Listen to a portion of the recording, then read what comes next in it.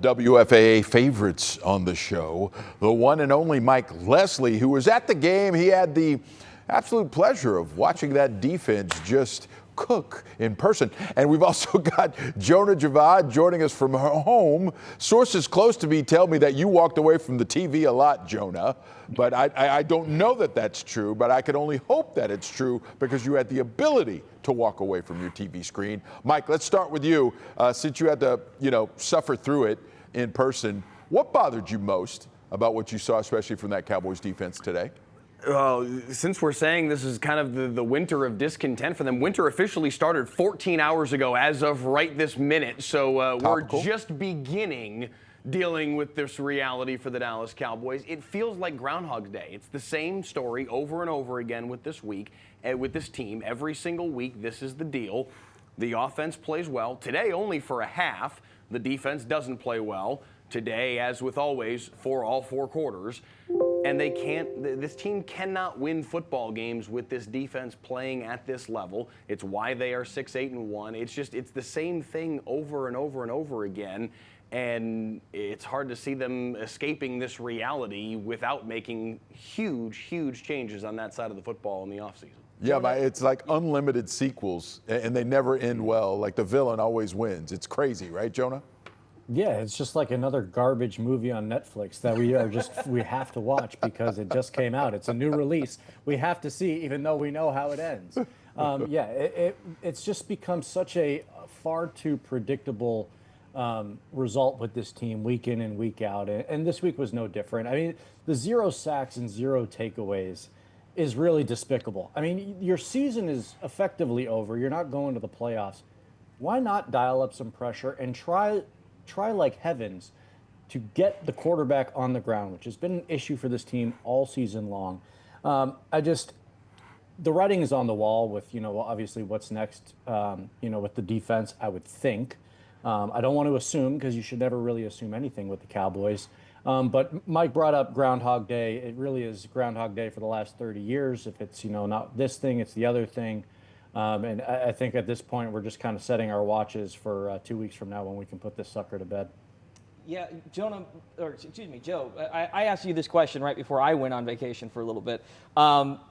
Had you switched the wins around, if it had, let's say, they lost to the Eagles and the Chiefs like we all kind of expected them, and then all of a sudden they had put 2 wins together and maybe stubbed their toe on the Chargers team that still has a chance for the 1 seed practically and a division title at this point, would you feel better about the situation, or is this all based on, the backslide from giving us hope just that little bit? I do think it was based on the backslide, right? Because with the addition of Quinnen Williams, you thought that there was a different way that this defense could go about its work. And that's first and foremost by stopping the run. That way you could put yourself in good down and distance situations where you could then thereby bring pressure, especially from the front and from, those tackle positions where we get in the quarterback's face very quickly. And for a couple of games, we saw that wreak absolute havoc.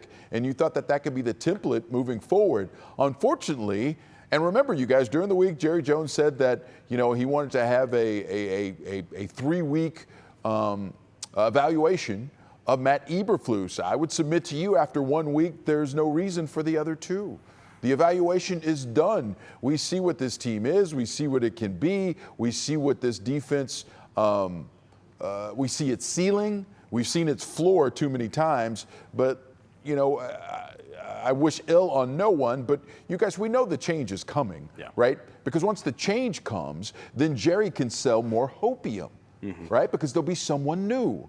That's the merry-go-round of blame that has existed, in Cowboy land for 30 years. And it's coming again because that's how they do business. Yeah, I mean, listen, this is a situation where after the game, I asked Jerry, what element of blame does he and the front office carry in the defense being as awful as it was this season? And what I was driving at was the talent that they had put on the field, or lack thereof, the decision to trade Micah Parsons 1 week before the season. Like, if you're going to evaluate Matt Eberflus, and I think very fairly you can evaluate Matt Eberflus and the job that he's done and say he should not keep his job. However, A week before he began his season, they traded his best weapon after he spent the entire offseason planning a defense that he thought was going to center around Micah Parsons.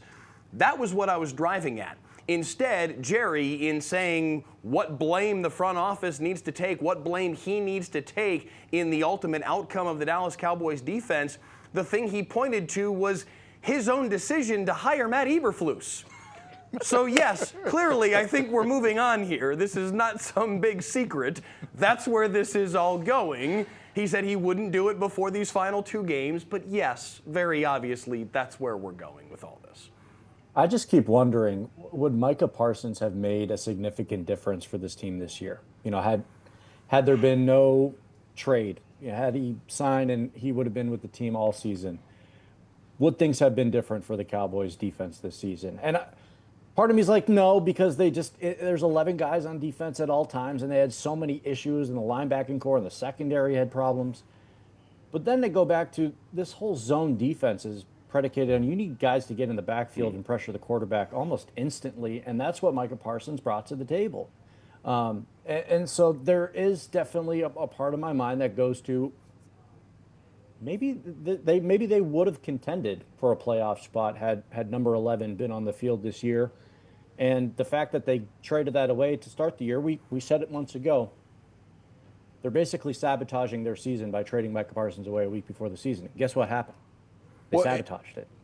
I think you bring up a really interesting point, Jonah. I would say this. I would go back, to last season when Mike Zimmer, the times he tried to bring pressure with 4, and they had Micah Parsons, and they struggled getting pressure with 4. They struggled because they just double up Micah, and then nobody else could get home, right? And I don't know how that would have changed in a big way this year, and I feel like it would have been just a slow death by a million cuts, right, with the way that Eberflus wanted to play defense. And it just felt like, they put this coaching staff together kind of last minute, really quick.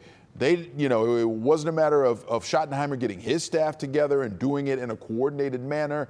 They were just kind of cobbling it together with some people that Eberflus knew, and Eberflus's way of going about it did not fit what was on this roster, and the Cowboys didn't do a good enough job of filling in those gaps that existed, and that is why we're here right now. Listen, in a very difficult day, I do think we can talk about Dak Prescott and George Pickens, and here's hoping that what we saw today further cemented the fact that Jerry Jones needs to figure out a way to keep George Pickens on this team. Jonah, starting with you, do you think it happens? And do you think they go the easy route and use the franchise tag? First and foremost, I just need to know if Jerry Jones knows the name of George Pickens' agent, because he didn't seem to know the name of Micah's agent, and they share the same agent. So yes, a lot of this will have to do with figuring out what that price point is going to be with David Mulugheta, who is known for getting his clients maximum guaranteed money. So if this does come to a contract dispute and trying to keep George long term, I don't think that bodes well for the Cowboys historically, especially on the heels of what we saw with Micah Parsons last year.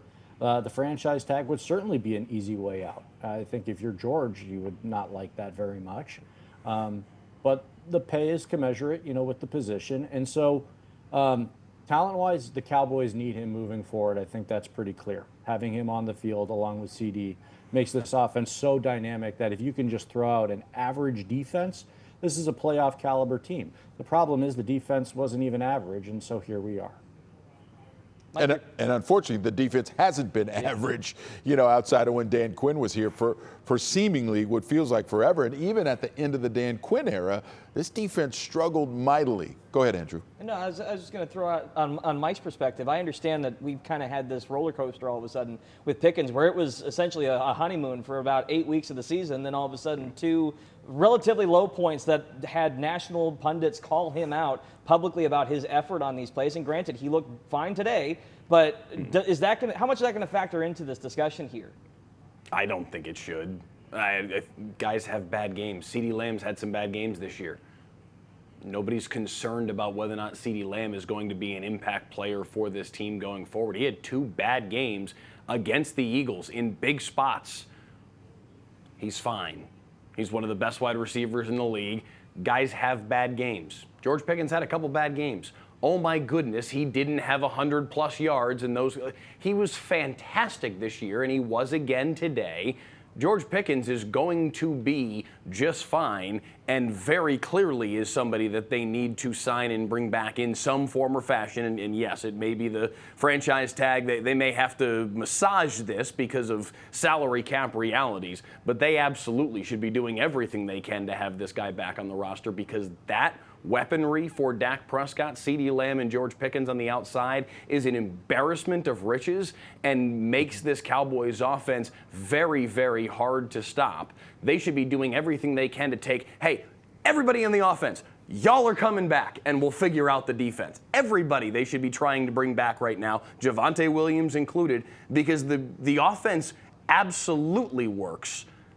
It's just all the other stuff. And listen, they do have a lot of money that they can move around, right? They can push out money with Dak Prescott's contract, with the contract of CeeDee Lamb as well. There are moves that they can make to find salary cap room. You're not going to have to pay a premium for Javonte Williams. You will have to pay a premium, as Jonah was alluding to. It's a great point. You will have to pay a premium if you try and go long-term with George Pickens. But I would submit to you that he's worth it. I mean, he found a home here. He found Schottenheimer and Dak and CeeDee were able to unlock the best that guy can offer in this league. He's got more than 1,300 yards. He's going to be either second or third in the league once all the numbers are done for this weekend. And here's hoping that he can see that vision as well, and Brian Schottenheimer can effectively communicate that vision to Jerry, so that we don't have to wait for Jerry to see a bunch of leaves fall and wait until training camp and afterward before he makes up his dang mind about making a move that should be made sooner than later to save the organization